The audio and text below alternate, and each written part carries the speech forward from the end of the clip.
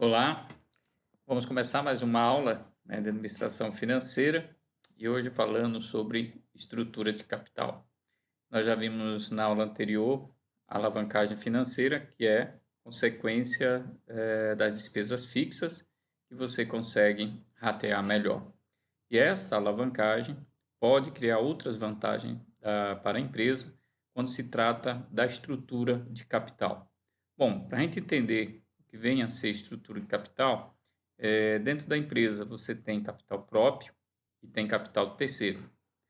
E cabe ao gestor escolher quanto vai ter de capital próprio e quanto vai ter de capital terceiro, que são os endividamentos. A princípio, quando a gente fala em capital de terceiro, nos vem à mente sempre dívidas, né? E dívidas vai gerar juros através dos seus credores.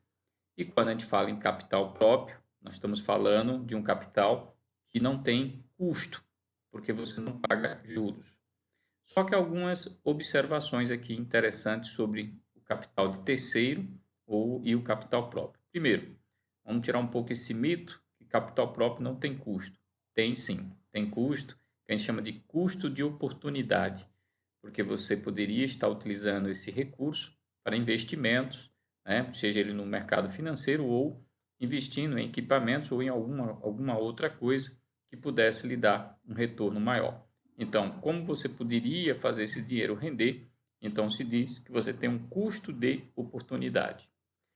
Quando a gente fala de capital terceiro, tem uma parte que tem custo realmente, que é esses empréstimos, principalmente financiamento e empréstimos de curto prazo.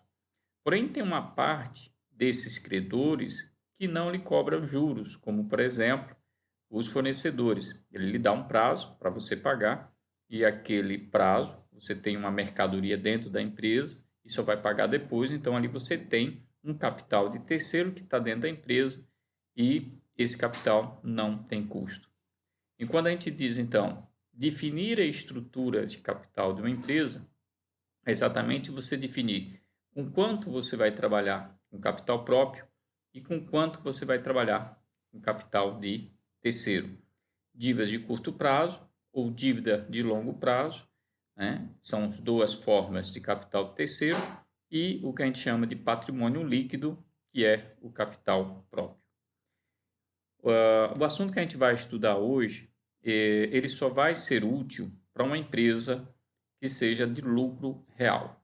Se ela é uma empresa de tipo MEI, né, ou tipo simples, o capital presumido, tudo que a gente vai estudar aqui não vai servir para nada. Ela só serve para a empresa de capital, né, de lucro real. Talvez você já tenha escutado um comentário que se diz, né, no Brasil, quem ganha menos paga mais imposto do que quem ganha mais. E isso vai ser verdadeiro quando a gente fala em grandes empresas. Por quê? Quando você paga, por exemplo, no Simples, você vai pagar um imposto sobre o volume de vendas da sua empresa. Se eu vender 10 mil, vou pagar imposto sobre 10 mil. Se eu vender 100 mil, eu vou pagar o imposto sobre 100 mil. Então, qualquer unidade vendida na minha empresa vai me gerar um imposto a ser pago. Tudo bem que é uma taxa menor, pode começar ali de 4% para produtos e para serviços 6%.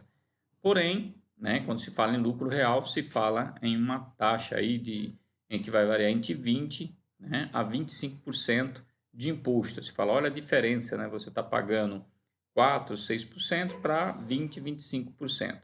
Só que tem um detalhe aí. No lucro real, este imposto que você paga, que pode chegar a 25%, ele é pago somente sobre o ganho que você teve. Não é sobre o volume de vendas que você fez, é só sobre o resultado líquido que você fez, né, sobre essa venda. Vamos lá dar um exemplo aqui. Se você está no Simples e você vende 100 mil reais e você tem uma taxa, né, para facilitar, de 10% sobre a sua venda, você já esteja nesta faixa, então você vai pagar 10 mil de imposto. Já numa empresa de lucro real, vamos supor que ele tenha ganhado exatamente, vendido 100 mil e ganhado, vamos lá, 10% de lucro, né? Então ele ganhou só 10 mil de lucro. Ele vai pagar 25%. Vai pagar só 25%. Só que esse 25% é sobre o lucro dele, que no caso aí foi de 10 mil reais. Então ele pagaria 2.500. Os dois venderam 100 mil, só que pelo Simples, o outro está pagando 10 mil, já que eu coloquei uma taxa de 10, mesmo que fosse a taxa mais baixa de 4%, assim mesmo ele pagaria mais do que o lucro real, que ele pagaria 4 mil, né, de imposto, e o lucro real pagaria só 2,5, porque ele só paga sobre o lucro. E aquela empresa que vendeu 100 mil, não importa se sobrou 10 mil de lucro, se não sobrou nada de lucro. Pelo Simples, ele vai pagar sobre a venda. Então, por aí você já viu um pouquinho que lucro real, a depender da situação, né, se o faturamento é muito alto e você tem bastante despesa, é muito melhor você trabalhar com lucro real, porque você só paga sobre aquilo que sobra de lucro líquido. Já os outros simples, o presumido, não vai interferir. E o que mais vai interferir em termos de estrutura de capital quando se fala em lucro real? Que eu falei o que nós vamos estudar hoje. O lucro real no Brasil ele tem uma legislação um pouco diferente do resto do mundo. Aqui no Brasil, quando eu disse que a empresa ela vai pagar o imposto de renda sobre o seu lucro, ele tem o benefício de abater, antes de pagar o imposto de renda, as despesas financeiras, coisa que não acontece na maioria dos outros países. Lá, você apura o imposto de renda sobre o lucro bruto, ou o que a gente chama aqui de lucro operacional.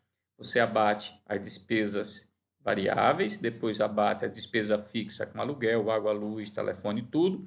O que der de lucro se aplica o imposto. Já no Brasil, deram benefício a essas empresas de lucro real a abater, antes de pagar o imposto de renda, as despesas financeiras. Então, uma empresa de lucro real, quando capta recursos de terceiro e paga juros, ele pode abater parte dessa despesa que ele está tendo de pagamento de juros do pagamento do imposto de renda. Então, voltando àquele exemplo inicial, a empresa no Simples, que vendeu 100 mil, ele vai pagar, mesmo na menor faixa, 4%, ele vai pagar 4 mil de imposto. A de lucro real, eu disse, ela vendeu 100 mil, mas teve apenas de lucro 10 mil. Então, ela vai pagar 2.500, já que eu estou considerando 25%, a taxa máxima. Mas vamos supor que essa empresa capta um recurso no mercado e mensalmente ele vai ter uma despesa aí de 5 mil de juros. Então, o que vai acontecer? Aquele lucro que era de 10 mil não vai ser mais de 10 mil, porque ele vai abater 5 mil da despesa como despesa financeira, então vai sobrar só 5 mil, né, de ganho. E aí, então, os 25% não vai ser mais sobre os 10, vai ser só sobre 2.500.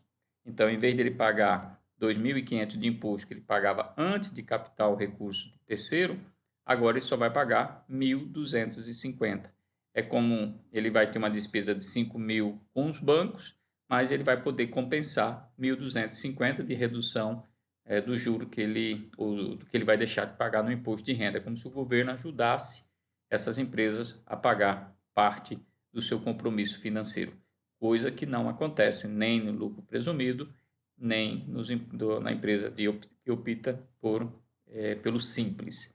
Então, por isso que eu falei, o que nós vamos estudar sobre estrutura de capital, só vai ser útil, só vai ser utilizado se a empresa for de lucro real, ok? Então, vamos parar por aqui por enquanto, vamos dar um intervalo e daqui a pouco a gente volta com a segunda parte da nossa aula. Até daqui a pouco.